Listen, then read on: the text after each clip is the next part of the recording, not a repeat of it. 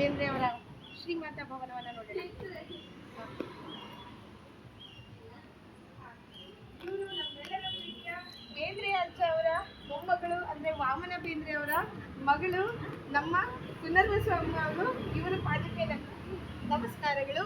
ಯಾಕೆಂದ್ರೆ ಇವರು ಬೇಂದ್ರೆಯ ಅಂಶ ನಮ್ಮೆಲ್ಲರಿಗೂ ಕೂಡ ಸ್ಫೂರ್ತಿ ತರೋ ಹಾಗೆ ಈಗಲೂ ಕೂಡ ಎಷ್ಟೊಂದು ಚೈತನ್ಯ ಭರಿತವಾಗಿರುವಂತಹ ಒಂದು ಮಂದಹಾಸ, ಪ್ರೀತಿ, ವಿಶ್ವಾಸದಲ್ಲಿ ನಮಗೆ ಬೇಂದ್ರೆ ಅಜ್ಜನ ಮನೆಯನ್ನ ದರ್ಶನ ಮಾಡುವಂಥ ಭಾಗ್ಯವನ್ನ ಒದಗಿಸ್ತಿದ್ದಾರೆ.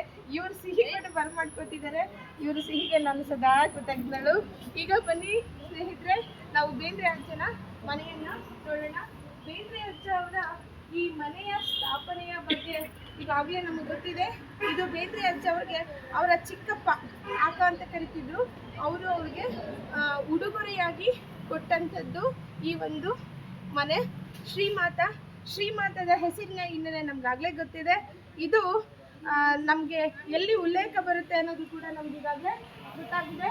ಶ್ರೀಮಾತ ಅನ್ನುವಂಥದ್ರ ಉಲ್ಲೇಖ ಲಲಿತ ಸಹಸ್ರನಾಮದಲ್ಲಿ ಬರುತ್ತೆ. ಲಲಿತ ಸಹಸ್ರನಾಮದಲ್ಲಿ ಬರುವಂತಹ ಜಗನ್ಮಾತೆಯ ಒಂದು ಸ್ಮರಣೆಗಾಗಿ ಹಾಗೂ ಶ್ರೀ ಅರವಿಂದರ ನೆನಪಿಗಾಗಿ ಈ ಒಂದು ಮನೆಗೆ ಶ್ರೀಮಾತ ಅನ್ನುವಂತಹ ಹೆಸರನ್ನ ಇಡ್ತಾರೆ. ಸೊ ಈಗ ಶ್ರೀಮಾತದ ದರ್ಶನವನ್ನ ಮಾಡೋಣ. ಶ್ರೀಮಾತದ ಪರಿಸರ, ಧಾರವಾಡದ ಒಂದು ಮಲೆನಾಡಿನ ಸೊಬಗು, ಇಲ್ಲಿರುವ ದೇವವೃಕ್ಷಗಳು ಇವೆಲ್ಲವೂ ಕೂಡ ನಮಗೆ ಪ್ರೀತಿಯನ್ನ, ತಂಪಿನ ಒಂದ್ ಕಡೆಗೆ ಬೇಂದ್ರೆಯ ಸಾಹಿತ್ಯದ ಕಂಪು ಇದ್ರೆ, ಇನ್ನೊಂದು ಕಡೆಗೆ ಈ ಮಲೆನಾಡಿನ ತಂಪು ಇದೆ. ಸೊ ಈ ಕಂಪು ಮತ್ತು ತಂಪಿನ ನಡುವೆ ಇರುವ ನಾವೆಲ್ಲರೂ ನಿಜಕ್ಕೂ ಧನ್ಯರು. ಈ ಧನ್ಯತೆಯ ಭಾವದಲ್ಲಿ ಬೇಂದ್ರೆಯವರ ಶ್ರೀಮಾತದ ಹೊಳಗೆ ನಾವು ಹೋಗೋಣ. ಎಸ್, ಬನ್ನಿ ಬೇಂದ್ರೆಯವರ ಶ್ರೀಮಾತದಲ್ಲಿ. ಈಗ ಬೇಂದ್ರೆಯವರ ಶ್ರೀಮಾತದಲ್ಲಿ ಒಂದಷ್ಟು ಜನ ಪ್ರವಾಸಿಗರು, ಒಂದಷ್ಟು ಜನ ಸಾಹಿತ್ಯಾಸಕ್ತರು, ವಿದ್ವಾಂಸರುಗಳೆಲ್ಲರೂ ಇಲ್ಲಿ ಭೇಟಿ ಕೊಡ್ತಾ ಇದ್ದಾರೆ. ಅದರಲ್ಲಿ ಒಂದಿಬ್ರು ಭೇಟಿ ಕೊಟ್ಟಿದ್ದಾರೆ. ಮೊದಲು ಮಾತಾಡ್ಸ್ಕೊಂಡು ಶ್ರೀಮಠಕ್ಕೆ ಹೋಗೋಣ. ನಿಮ್ಮ ಹೆಸರು? ಗುಡ್ಡಪ್ಪ. ನೀವು ಏನ್ ಮಾಡ್ತಿದ್ದೀರಾ? ಏನ್ ಓದ್ತಿದ್ದೀರಿ? ಹೌದಾ? ಓ, ಸ್ಪರ್ಧಾತ್ಮಕ ಪರೀಕ್ಷೆಗಳಿಗೆ ತಯಾರಿ ನಡೆಸ್ತಿರುವಂತಹ ಗುಡ್ಡಪ್ಪ ಮತ್ತೆ ಮಲ್ಲು ಅವರು ಇದ್ದಾರೆ. ಅವರು ಕೂಡ ಬೇಂದ್ರೆ ಅವ್ರ ಮನೆ ನೋಡಕ್ ಬಂದಿದ್ದಾರೆ. ಈಗ ನಾವು ಬೇಂದ್ರೆ ಅವರ ಮನೆಯನ್ನ ನೋಡೋಣ. ಸೊ ಇದು ನಾನಾಗ್ಲೇ ಹೇಳಿದಾಗೆ ಬಹಳ ಪುರಾತನ ಕಾಲದವರ ಒಂದು ಪಿತ್ರಾರ್ಜಿತವಾಗಿ ಅವ್ರಿಗೆ ಉಡುಗೊರೆಯಾಗಿ ಬಂದಂತಹ ಈ ಮನೆ ನೋಡಿ. ಇಲ್ಲಿ ಶ್ರೀಮಾತದ ಒಂದು ಸಿಂಬಾಲಿಕ್ ಆಗಿ ಬೇಂದ್ರೆಯವರ ಒಂದು ನೆನಪಿನ ಒಂದು ಚಿತ್ರ ಕಾಣಿಸ್ತಾ ಇದ್ದಾವೆ. ಅಲ್ಲಿ ಹೋಮ್ ಇದೆ, ಶ್ರೀ ಇದೆ, ಇದೆ ನೋಡಿ. ಸೊ ಅಲ್ಲಿ ನಾವು ಎರಡು ಮಾತಾ ಅನ್ನೋದನ್ನ ಅಲ್ಲಿ ಪ್ರತ್ಯೇಕ ಎರಡು ಪದಗಳ ಎರಡು ಅಕ್ಷರಗಳಾಗಿ ವಿಂಗಡಿಸಿರೋದನ್ನ ನೋಡ್ತೀವಿ. ಮಾ ಮತ್ತು ತ ಅನ್ನುವಂಥದ್ದು ಇವುಗಳು ವಿಶೇಷವಾದಂತಹ ಒಂದು ಸಮ್ಮಿಲನವನ್ನ ತೋರಿಸುವಂತಹ ಒಂದು ಅದ್ಭುತವಾದಂತಹ ಅರ್ಥವನ್ನು ಹೊಂದಿರುವಂತಹ ಶ್ರೀಮಾತ. ನಿಜಕ್ಕೂ ಇದು ಎಲ್ಲರಿಗೂ ಕೂಡ ಮಾತಾ ಸ್ವರೂಪಿ ಅಂತಾನೆ ಅನಿಸುತ್ತೆ. ಇಲ್ಲಿ ಬೇಂದ್ರೆಯವರಿಗೆ ಅವರ ಕಾಲದಲ್ಲಿ ಬಳಸಿದಂತಹ ಸಲಕರಣಾ ಪೆಟ್ಟಿಗೆಗಳು ಇವುಗಳೆಲ್ಲ ನಾವಿಲ್ಲಿ ಕಾಣಿಸ್ತಾ ಇದ್ದೇವೆ. ಸೊ ಇಲ್ಲಿ ಕಟ್ಟಿಗೆಯಿಂದ ಮಾಡಿದಂತಹ, ಮರಗಳಿಂದ ಮಾಡಿದಂತಹ ಪೆಟ್ಟಿಗೆಗಳನ್ನ ನೋಡ್ತೇವೆ. ಸೊ ಇಂದಿನ ಕಾಲದಲ್ಲಿ ಈ ಪೆಟ್ಟಿಗೆಗಳಲ್ಲಿ ಪೆನ್ನುಗಳನ್ನ ಇಡ್ಲಿಕ್ಕೆ ಅಥವಾ ಲೇಖನ ಸಾಮಗ್ರಿಗಳನ್ನ ಇಡ್ಲಿಕ್ಕೆ ಇವುಗಳನ್ನ ಬಳಸ್ತಾ ಇದ್ರು. ಮೇಲೆ ಒಂದಷ್ಟು ಬಹುಶಃ ಅವು ಇತ್ತೀಚಿನ ಸಂಗ್ರಹಗಳಿರ್ಬೋದು ಅನ್ನೋದು ನನ್ನ ಭಾವನೆ. ಯಾಕೆಂದ್ರೆ ಒಂದ್ ಕಡೆಗೆ ಬಹುಶಃ ಮೂಲೆಯಲ್ಲಿರೋದು ಶಂಕರಾಚಾರ್ಯರದ್ದು ಒಂದು ವಿಗ್ರಹ ಕಾಣಿಸುತ್ತೆ, ಬೇಂದ್ರೆ ಅವ್ರದ್ದೊಂದು ವಿಗ್ರಹ ಕಾಣಿಸುತ್ತೆ, ಹಾಗೆ ಗಣೇಶನ ಮೂರ್ತಿ, ಹಾಗೆ ಬುದ್ಧನ ಒಂದು ಪುತ್ಥಳಿಗಳೆಲ್ಲ ಕಾಣಿಸ್ತಾ ಹೋಗುತ್ತೆ. ಇನ್ನು ಕೆಳಗಡೆ ಬಂದಾಗ ನಮಗೆ ಶ್ರೀಕೃಷ್ಣನ ವಿಗ್ರಹ, ಗಣಪತಿಯ ವಿಗ್ರಹ, ಹಾಗೆ ಸ್ವಾಮಿ ವಿವೇಕಾನಂದರ ವಿಗ್ರಹ. ಸೊ ಹೀಗೆ ಬೇರೆ ಬೇರೆ ವಿಗ್ರಹಗಳು ನಮಗಿಲ್ಲಿ ಕಾಣ್ತಾ ಹೋಗುತ್ತೆ. ಬಹುಶಃ ಇವೆಲ್ಲವೂ ಬೇಂದ್ರೆ ಅವರಿಗೆ ನೀಡಿದಂತಹ ನೆನಪಿನ ಕಾಣಿಕೆಗಳಿರ್ಬೋದು ಅನ್ನೋದು ನನ್ನ ಭಾವನೆ. ಸೊ ಈ ಹಿನ್ನೆಲೆಯಲ್ಲಿ ನಾವು ಮತ್ತೆ ನೋಡ್ಕೊತಾ ಹೋಗೋಣ. ನೋಡಿ, ಇಲ್ಲಿ ಒಂದಷ್ಟು ಅವ್ರ ಬೇಂದ್ರೆಯ ಕಾಲದ ಪರಂಪರಾಗತವಾಗಿ ಸಂಗ್ರಹಿಸಿದಂತಹ ಒಂದಷ್ಟು ಪುರಾತನ ಕಾಲದ ವಸ್ತುಗಳನ್ನ, ಗೃಹೋಪಯೋಗಿಗಳನ್ನ, ಆಟಿಕೆಗಳನ್ನ ನಾವಿಲ್ಲಿ ನೋಡ್ತಾ ಇದ್ದೀವಿ. ಸೊ ಮೊದಲನೇದಾಗಿ ಈ ಫಸ್ಟ್ ಟ್ರ್ಯಾಕ್ ಅಲ್ಲಿ ಇರೋದು ವಿವಿಧ ಸಂಘ ಸಂಸ್ಥೆಗಳು ಬೇಂದ್ರೆಯವರಿಗೆ ಕೊಟ್ಟಂತಹ ಕಾಣಿಕೆಗಳನ್ನ ನಾವು ನೋಡ್ತೀವಿ. ಅಂದ್ರೆ ಯಾವ್ದಾದ್ರು ಕಾರ್ಯಕ್ರಮಗಳಲ್ಲಿ ಕೊಟ್ಟಂತ ನೆನಪಿನ ಕಾಣಿಕೆಗಳು, ಸ್ಮರಣಿಕೆಗಳು ನಮಗೆ ಕಾಣಿಸುತ್ತೆ. ಹಾಗೆ ಈ ಎರಡನೇ ಒಂದು ಸ್ಟೇಜ್ ಅಲ್ಲಿ ಬಂದಾಗ ನಾವು ದರಾ ಬೇಂದ್ರೆ ಉಪಯೋಗಿಸಿದಂತ ವಸ್ತುಗಳು. ಸೊ ಈ ವಸ್ತುಗಳು ಕೆಲವೊಂದು ಮಣಿಗಳಿಂದ ಮಾಡಿದ್ದಾರೆ, ಅಲಂಕಾರಿಕ ವಸ್ತುಗಳಿಂದ ಮಾಡಿರುವಂತದ್ದನ್ನ ಕೂಡ ನಾವು ನೋಡ್ತೀವಿ. ಸೊ ಹಾಗೆ ಇಲ್ಲಿ ಗಣಪತಿಯ ವಿಗ್ರಹಗಳು ಮತ್ತೆ ಬೇರೆ ಬೇರೆ ಸುಂದರಿಯರ, ನರ್ತಕಿಯರ ವಿಗ್ರಹಗಳು, ಅವುಗಳು ಬೇಂದ್ರೆಯವರ ಕಾಲದಲ್ಲಿ ಅವರು ಬಳಸ್ಕೊಂಡಂತಹ ವಸ್ತುಗಳು ನಾವು ಇಲ್ಲಿ ಕಾಣಿಸ್ತೀವಿ. ಸೊ ಹಾಗೆ ಮೂರನೇ ಹಂತದಲ್ಲಿ ದರಾ ಬೇಂದ್ರೆಯವರು ಉಪಯೋಗಿಸಿದಂತಹ ವಸ್ತುಗಳು. ಸೊ ನೋಡಿ, ನಮ್ಗೆ ಎಷ್ಟು ಪುಣ್ಯಶಾಲಿಗಳು. ನಮ್ಮ ಒಂದು ಪೆನ್ನನ್ನ ಒಂದು ಸೆಮಿಸ್ಟರ್ ಆದ್ಮೇಲೆ ನಾವು ಕಳ್ಕೊತೀವಿ.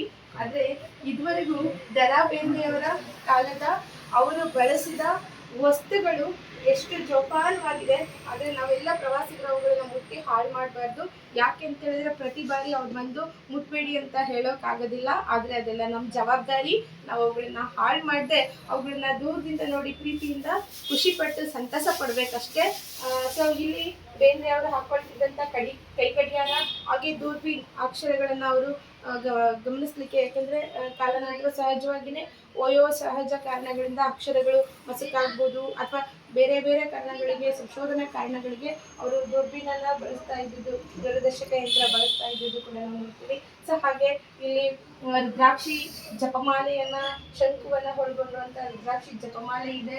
ಹಾಗೆ ಬೇಂದ್ರೆ ಅವ್ರು ಬಳಸ್ತಿದ್ದಂತ ಹಲ್ ಸೆಟ್ ಇರ್ಬೋದು ನೋಡಿ, ಶೇವ್ ಮಾಡ್ಕೊಳ್ತಿದ್ದಂತ ಒಂದು ಸಲಕರಣೆಗಳು, ಶೇವಿಂಗ್ ಸೆಟ್. ಹಾಗೆ ಅವ್ರು ಬಳಸ್ತಿದ್ದಂಥ ಟಾರ್ಚು, ಅವ್ರು ಬಳಸಿದಂಥ ವಾಲೆಟ್ಗಳಿರ್ಬೋದು ಅಥವಾ ಕನ್ನಡಕ ಅಲ್ವಾ. ಸೊ ಬೇಂದ್ರೆಯವರ ದೃಷ್ಟಿಯನ್ನು ಹೆಚ್ಚಿಸುವಂಥ ಆ ಕನ್ನಡಕ, ಆ ಲೇಖನಿಗಳು, ಇವೆಲ್ಲವುಗಳು ಕೂಡ ನಮಗೆ ಈ ಒಂದು ಭಾಗದಲ್ಲಿ ಕಾಣಿಸ್ತೀವಿ. ನಾವು ಬೇಂದ್ರೆಯವ್ರನ್ನ ನೋಡುವಾಗ ಬೇಂದ್ರೆಯವರು ಆರಂಭದಲ್ಲಿ ಅವರ ಒಂದು ಸಾಹಿತ್ಯ ಬದುಕು ಹೇಗೆ ಸಾಗ್ತದೋ ಕೊನೆಗೆ ಸಾಗುವಂತ ಬೇಂದ್ರೆ ಅವರು ಸಂಪೂರ್ಣವಾಗಿ ಆಧ್ಯಾತ್ಮಿಕತೆಯ ಕಡೆಗೆ ಹೊರಳೋದನ್ನ ನಾವು ನೋಡ್ತೀವಿ. ಅವರು ಬದುಕನ್ನೇ ಒಂದು ಸಂಖ್ಯಾಶಾಸ್ತ್ರೀಯ ಹಿನ್ನೆಲೆಯಲ್ಲಿ ನೋಡೋದ್ರ ಜೊತೆಗೆ ಒಂದು ರೀತಿಯಲ್ಲಿ ಆಧ್ಯಾತ್ಮಿಕತೆಯ ಪರಿಭಾಷೆಯಲ್ಲಿ ನೋಡ್ತಾರೆ. ಅದಕ್ಕೆ ಉದಾಹರಣೆನೇ ನಾಲ್ಕು ತಂತಿಯಲ್ಲಿ ಬಳಸುವಂತ ಪದ ಪ್ರಯೋಗ. ಸೊ ಹಾಗಾಗಿ ಅವರು ಆಧ್ಯಾತ್ಮಿಕತೆಯ ಕಡೆಗೆ ವಾಲಿದ ಕಾರಣಕ್ಕಾಗಿ ಬಹುಶಃ ಇಲ್ಲಿ ಬಳಸುವಂತ ರುದ್ರಾಕ್ಷ ಮಣಿಗಳು, ಜಪಮಾಲೆಗಳು ಅದಕ್ಕೆ ಸಾಕ್ಷಿ ಒದಗಿಸಬಹುದು ಅನ್ಸುತ್ತೆ. ಹಾಗೆ ಬೇಂದ್ರೆಯವರ ಒಂದು ಚೈತನ್ಯ ಪೂಜೆ ಅನ್ನುವಂಥ ಒಂದು ಸ್ಮರಣಿಕೆ ಇಲ್ಲಿ ಕಾಣ್ತದೆ. ಬಹುಶಃ ಇದು ಬ್ರೈಲ್ ಲಿಪಿಯಲ್ಲಿ ಇರುವಂತದ್ದು. ಅಂಗವಿಕಲರ ಕಲ್ಯಾಣ ಇಲಾಖೆ ಬೆಂಗಳೂರವರು ಡಾಕ್ಟರ್ ದರಾ ಬೇಂದ್ರೆ ಅವರ ಜನ್ಮ ಶತಾಬ್ದಿಯ ನೆನಪಿಗಾಗಿ ಬ್ರೈಲ್ ಲಿಪಿಯಲ್ಲಿ ಚೈತನ್ಯ ಪೂಜೆ ಅನ್ನುವಂಥದ್ದನ್ನ ಪ್ರಕಟಿಸಿರೋದು ನಮಗೆ ಇಲ್ಲಿ ಕಾಣಿಸ್ತಾ ಇದೆ. ಹಾಗೆ ಭಾರತ ಸರ್ಕಾರದಿಂದ ನಮ್ಮ ದರಾ ಬೇಂದ್ರೆಯವರಿಗೆ 1968ರಲ್ಲಿ ಪದ್ಮಶ್ರೀ ಪ್ರಶಸ್ತಿಗಳು ಅವ್ರಿಗೆ ಸಿಕ್ಕುತ್ತೆ, ಅವ್ರಿಗೆ ಲಭಿಸುತ್ತೆ. ಇದು ನಮ್ಮ ಕನ್ನಡ ಸಾಹಿತ್ಯಕ್ಕೆ ಸಿಕ್ಕಂತಹ ಬಹುದೊಡ್ಡ ಒಂದು ಗೌರವ ಸನ್ಮಾನ ಅಂತಾನೆ ಹೇಳ್ಬೋದು. ಆ ಒಂದು ಗೌರವ ಸನ್ಮಾನದ ನೆನಪಿನ ಪಾರಿತೋಷಕಗಳು, ಫಲಕಗಳು ನಮ್ಗೆ ಇಲ್ಲಿ ಕಾಣಿಸ್ತಾ ಹೋಗುತ್ತೆ ಅನ್ನೋದನ್ನು ಕೂಡ ನಾವು ನೋಡ್ಬೋದಾಗುತ್ತೆ. ಸೊ ಹಾಗೆ ಮತ್ತೊಂದು ನಾವು ಈ ಹಂತದಲ್ಲಿ ನೋಡ್ಬೋದು, ಏನಪ್ಪಾ ಅಂದ್ರೆ ಸನ್ಮಾನ ಮಾಡಲಾಗುತ್ತೆ ಮುಂಬೈ ಮರಾಠಿ ಸಾಹಿತ್ಯ ಸಂಘದಿಂದ. ಬೇಂದ್ರೆಯವರು ನಮ್ಮ ಕನ್ನಡಕ್ಕೆ ಸಂಬಂಧಿಸಿದಂತೆ ಎಷ್ಟು ಕೊಡುಗೆಯನ್ನು ನೀಡ್ತಾರೋ ಹಾಗೆ ಮರಾಠಿ ಸಾಹಿತ್ಯಕ್ಕೂ ಕೂಡ ಬೇಂದ್ರೆಯವರ ಕೊಡುಗೆ ಅಪಾರವಾದದ್ದು. ಸೊ ಹಾಗಾಗಿ ಮರಾಠಿ ಸಾಹಿತ್ಯದಲ್ಲೂ ತೊಡಗಿಸ್ಕೊಂಡಿದ್ದ ಕಾರಣಕ್ಕಾಗಿ ಏನೋ ಇರ್ಬೋದು. ಬಹುಶಃ ಮರಾಠಿಯಿಂದ ತುಂಬಾ ಕನ್ನಡಕ್ಕೆ ಅನುವಾದಗಳನ್ನು ಕೂಡ ಮಾಡ್ತಾರೆ, ಕನ್ನಡದಿಂದ ಮರಾಠಿಗೂ ಕೂಡ ಬೇಂದ್ರೆಯವರು ಅನುವಾದ ಮಾಡ್ತಾರೆ. ಸೊ ಹಾಗಾಗಿ ಬೇಂದ್ರೆಯವರಿಗೆ ಮುಂಬಯಿಯ ಮರಾಠಿ ಸಾಹಿತ್ಯ ಸಂಘದಿಂದ ಅವ್ರಿಗೆ ಗೌರವ ಸನ್ಮಾನ ಪ್ರಶಸ್ತಿಗಳು ಕೂಡ ಸಿಕ್ಕುತ್ತೆ. ಅದು ಈ ಒಂದು ಹಂತದಲ್ಲಿ ಇರೋದನ್ನ ನೋಡ್ತೀವಿ. ಹಾಗೆ ಬೇಂದ್ರೆಯವರ ಕಾಲದಲ್ಲಿ ಬಳಸ್ಕೊಂಡಂತಹ ಇತರ ವಸ್ತುಗಳು ಕೂಡ ನಮ್ಗಿಲ್ಲಿ ಕಾಣ್ತಾ ಹೋಗುತ್ತೆ. ಕಂಚಿನ ಮೂರ್ತಿಗಳಿದೆ ಇಲ್ಲಿ, ಹಾಗೆ ಕಂಚಿನ ಬಸವ ಇದೆ, ಹಾಗೆ ಇನ್ನು ಬೇರೆ ಬೇರೆ ವಿಗ್ರಹಗಳಿದೆ. ಹಾಗೆ ಇಲ್ಲಿ ನಾಣ್ಯಗಳಿದೆ. ಆ ನಾಣ್ಯಗಳು ಕೆಳಗಡೆ ಇರೋದ್ರಿಂದ ನಮ್ಗೆ ಅಷ್ಟಾಗಿ ಕಾಣಿಸ್ಕೊಳ್ಳಲ್ಲ, ಯಾಕೆಂದ್ರೆ ಇದು ಗಾಜಿನ ಪೆಟ್ಟಿಗೆ ಹೊಳಗೆ ಇರೋದ್ರಿಂದ ನಮ್ಗೆ ಅದರ ಸ್ಪಷ್ಟತೆ ಸಿಕ್ಕಲ್ಲ. ಸೊ ಇನ್ನು ನಾವು ಎಡ ಭಾಗದಲ್ಲಿರುವಂತಹ ಒಂದು ಅಲ್ಮೇರಾಗೆ ಬರೋದಾದ್ರೆ, ಸೊ ಮೇಲ್ಗಡೆ ಇದೆ ನೋಡಿ, ಕನ್ನಡ ಸಾಹಿತ್ಯ ಪರಿಷತ್ತು ಮತ್ತೆ ಬೆಂಗಳೂರು ಬೇಂದ್ರೆ ಅವರಿಗೆ 3 ಸನ್ಮಾನಗಳನ್ನ ಮಾಡ್ತದೆ. ಆ ಸನ್ಮಾನದ ಸ್ಮರಣಿಕೆಗಳು ನಮ್ಗೆ ಇಲ್ಲಿ ಕಾಣ ಸಿಕ್ಕುತ್ತೆ. ಮೇಲಿನ ಭಾಗದಲ್ಲಿ. ಹಾಗೆ ಬೇಂದ್ರೆಯವರು ನಮಗೆ ಬಹಳ ಮುಖ್ಯರು. ಯಾಕೆಂದ್ರೆ 1973ರಲ್ಲಿ ನಮ್ಮ ಬೇಂದ್ರೆ ಅಜ್ಜನಿಗೆ ಜ್ಞಾನಪೀಠ ಪ್ರಶಸ್ತಿ ಸಿಕ್ಕುತ್ತೆ. ಸೊ ಈ ಜ್ಞಾನಪೀಠ ಪ್ರಶಸ್ತಿಯ ಫಲಕವನ್ನ ನಾವೀಗ ನೋಡ್ತಾ ಇದೀವಿ. ಸೊ ನೋಡಿ, ಇಲ್ಲಿ ಆ ಪ್ರಶಸ್ತಿಯ ಫಲಕ ಇಲ್ಲಿ ನಮ್ಗೆ ಕಾಣ್ತಾ ಸಿಗುತ್ತೆ. ಹಾಗೆ ನಮ್ಮೆಲ್ರಿಗೂ ಗೊತ್ತಿದೆ, ಅದನ್ನು ನಾವು ನೆನಪಿಸ್ಕೊಳ್ಳೋಣ. ಬೇಂದ್ರೆಯವರ ಯಾವ ಕೃತಿಗೆ ಜ್ಞಾನಪೀಠ ಪ್ರಶಸ್ತಿ ಸಿಕ್ಕಿದೆ? ನಾಕುತಂತಿ. ಬೇಂದ್ರೆಯವರ ನಾಕುತಂತಿ ಕೃತಿಗೆ ಜ್ಞಾನಪೀಠ ಪ್ರಶಸ್ತಿ ಸಿಕ್ಕಿದೆ. ನಾಕುತಂತಿ ಕೂಡ ಜ್ಞಾನಪೀಠದ ಮುಂದೆ ಇರೋದನ್ನ ನಾವು ನೋಡ್ತೀವಿ. ನೋಡಿ, ಆಕ್ಚುಲಿ ನಾಕುತಂತಿಯ ಹಿಂದೆ ಜ್ಞಾನಪೀಠ, ಯಾಕೆಂದ್ರೆ ಇದ್ರ ಹಿಂದೆ ಬಂದದ್ದು. ಸೊ ಅದೊಂಥರ ನಮ್ಗೆ ಇಮ್ಯಾಜಿನ್ ಆಗಿ ಇದೆ.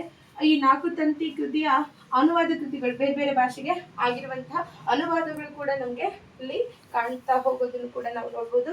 ಹಾಗೆ ಬೇಂದ್ರೆಯವರ ಇನ್ನೊಂದು ವಿಚಾರಕ್ಕೆ ಬೇಂದ್ರೆಯವರು ನಮ್ಗೆ ಬಹಳ ಮುಖ್ಯರಾಗ್ತಾರೆ. ಅದು ನಿಮ್ಗೂ ಗೊತ್ತಿದೆ, ನನ್ಗೂ ಗೊತ್ತಿದೆ. ಅವರು ಕೇಂದ್ರ ಸಾಹಿತ್ಯ ಅಕಾಡೆಮಿ ಪ್ರಶಸ್ತಿ 1969ರಲ್ಲಿ ಬೇಂದ್ರೆಯವರಿಗೆ ಕೇಂದ್ರ ಸಾಹಿತ್ಯ ಅಕಾಡೆಮಿ ಪ್ರಶಸ್ತಿ ಸಿಕ್ಕುತ್ತೆ. ಸೊ ಈ ಕೃತಿ ಯಾವ ಕೃತಿಗೆ ಸಿಕ್ಕಿತ್ತು ಅಂದ್ರೆ ಅರಳು ಮರಳು ಕೃತಿಗೆ. ಎಸ್, ನಮ್ಮ ನೋಡಿ ಇಲ್ಲಿ ಗುಡ್ಡಪ್ಪ ಅವರು ಕಾಂಪಿಟೇಟಿವ್ ಎಕ್ಸಾಮ್ಗೆ ಓದ್ತಾ ಇರೋದ್ರಿಂದ ಯಾವ ಕೃತಿಗೆ ಸಿಗ್ತಾ ಇದೆ? ಎಷ್ಟ್ರಲ್ಲಿ ಸಿಕ್ಕತ್ತೆ? 1969. Thank you. ಬಟ್ ನಾನೇನು ಉಡುಗೊರೆ ತಂದಿಲ್ಲ, ಹಂಗಾಗಿ ಎಕ್ಸ್ಟ್ರೀಮ್ಲಿ ಸಾರಿ. ಬಟ್ ನೀವು ಹೇಳಿದ್ದಕ್ಕೆ ವೆರಿ ಮಚ್ ಥ್ಯಾಂಕ್ಫುಲ್. ಕೇಂದ್ರ ಸಾಹಿತ್ಯ ಅಕಾಡೆಮಿ ಪ್ರಶಸ್ತಿ ಈಗಾಗಲೇ ಹೇಳಿದಾಗೆ 1969ರಲ್ಲಿ ಸಿಕ್ಕುತ್ತೆ. ಸೊ ಅದು ಅರಳು ಮರಳು ಅನ್ನುವಂತಹ ಕೃತಿಗೆ. ಸೊ ನೋಡಿ, ಅರಳು ಮರಳು ಕೃತಿಯ ಹಿಂಭಾಗದಲ್ಲಿ ಪ್ರಶಸ್ತಿಯ ಫಲಕ ನಾವಿಲ್ಲಿ ನೋಡ್ತೀವಿ. ಕೇಂದ್ರ ಸಾಹಿತ್ಯ ಅಕಾಡೆಮಿಯ ಲೋಗೋ ಕಾಣಿಸ್ತಿದೆ. ಹಾಗೆ ಈ ಒಂದು ಪ್ರಶಸ್ತಿ ಹಿಂದಿ ಮತ್ತು ಬೇರೆ ಬೇರೆ ಭಾಷೆಗಳು, ಹಿಂದಿ ಮತ್ತು ಇಂಗ್ಲಿಷ್ ಭಾಷೆ, ಎರಡೂ ಭಾಷೆಗಳಲ್ಲಿ ಈ ಕೃತಿ ಈ ಒಂದು ಈ ಒಂದು ಪ್ರಶಸ್ತಿಯ ಫಲಕದಲ್ಲಿ ಸ್ಮರಣಿಕೆಯಲ್ಲಿ ಹಿಂದಿ ಮತ್ತು ಇಂಗ್ಲಿಷ್ ಭಾಷೆಗಳ ಉಲ್ಲೇಖ ಇದೆ. ಕೆಳಗಡೆ ಒಂದು ಸಿಗ್ನೇಚರ್ ಎಲ್ಲ ನೋಡ್ತೀವಿ. 1969 ಅನ್ನುವಂತಹದ್ದಿದೆ. ಅಕಾಡೆಮಿ, ಎಸ್ ನೋಡಿ, ಕೇಂದ್ರ ಸಾಹಿತ್ಯ ಅಕಾಡೆಮಿಯ ಪ್ರಶಸ್ತಿ ಅನ್ನುವಂಥದ್ದು ಕೂಡ ಇಲ್ಲಿದೆ. ಹಾಗೆ ಒಂದು ಸಹಿ ಕೂಡ ನಾವು ಕಾಣ್ತೀವಿ. ಹಾಗೆ ಹಿಂದೆ ಅದರ ಪ್ರಶಸ್ತಿ ಕೂಡ ಇದೆ. ಮತ್ತೆ ಕೊನೆಯದಾಗಿ ಈಗಾಗಲೇ ನಾವು ಹೇಳಿದಾಗೆ ಸಲಕರಣ, ಕಪ್ ಮೆಣದು, ಕಟ್ಟಿಗೆಯ ಅಥವಾ ನಾವೇನು ವುಡ್ ಬಾಕ್ಸ್ ಅಂತ ಹೇಳ್ತೀವಲ್ಲ, ಆ ಪೆಟ್ಟಿಗೆಗಳನ್ನು ನಾವಿಲ್ಲಿ ನೋಡ್ತೀವಿ. ಬಹುಶಃ ಇವು ಕೂಡ ಬೇಂದ್ರೆ ಅಜ್ಜವರ ಸಲಕರಣೆಗಳನ್ನ ಅಥವಾ ಅವರ ಪುಸ್ತಕ ಬರೆಯೋದಕ್ಕೆ ಬಳಸುವಂತ ಲೇಖನ ಸಾಮಗ್ರಿಗಳನ್ನ, ಕೃತಿಗಳನ್ನು ಬರೆಯೋದಕ್ಕೆ ಬಳಸುವಂತ ಸಾಮಗ್ರಿಗಳನ್ನ ಬಹುಶಃ ಅಲ್ಲಿ ಇಟ್ಟಿರಬಹುದು, ಅದರಲ್ಲಿ ಇಡ್ತಾ ಇದ್ರು ಅಂತ ಅನ್ಸುತ್ತೆ. ಸೊ ಈಗ ಇದೆಲ್ಲವನ್ನ ನೋಡ್ತಾ ಮತ್ತೆ ನಾವಿಲ್ಲಿ ಬರೋಣ. ಸೊ ವರಕವಿ ದರಾ ಬೇಂದ್ರೆ ಅವರಿಗೆ ಗೌರವ ಪುರಸ್ಕಾರವಾಗಿ ಕಲಬುರಗಿ ಜಿಲ್ಲಾ ಶಿಕ್ಷಕರ ದಿನೋತ್ಸವ ಸಮಿತಿಯು 1979ರಲ್ಲಿ ಅವ್ರಿಗೆ ಈ ಒಂದು ನೆನಪಿನ ಕಾಣಿಕೆಯನ್ನ ಕೊಟ್ಟಿರ್ತದೆ.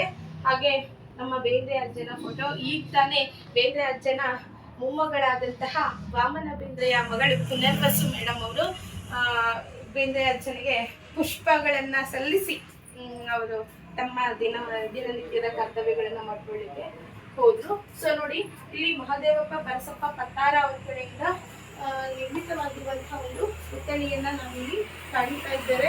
ಸೊ ಹಾಗೆ ಇಲ್ಲಿ ಲಕ್ಷ್ಮೀಬಾಯಿ ಬೇಂದ್ರೆಯವರ ಒಂದು ಫೋಟೋ ಕೂಡ ಇದೆ. ಸೊ ಲಕ್ಷ್ಮೀಬಾಯಿ ಬೇಂದ್ರೆ ಅವರು, ಅಮ್ಮ ಯಾರು ಅಂತ ಹೇಳ್ತೀರಾ ನೀವು ನಮ್ಗೆ? ಅಜ್ಜಿ. ನೋಡಿದ್ರ, ಬೇಂದ್ರೆಯವರ ಹೆಂಡತಿ ಲಕ್ಷ್ಮೀಬಾಯಿ ಬೇಂದ್ರೆಯವರು. ಇವರು 17/8/1966ರಲ್ಲಿ ನಿಧನರಾಗ್ತಾರೆ.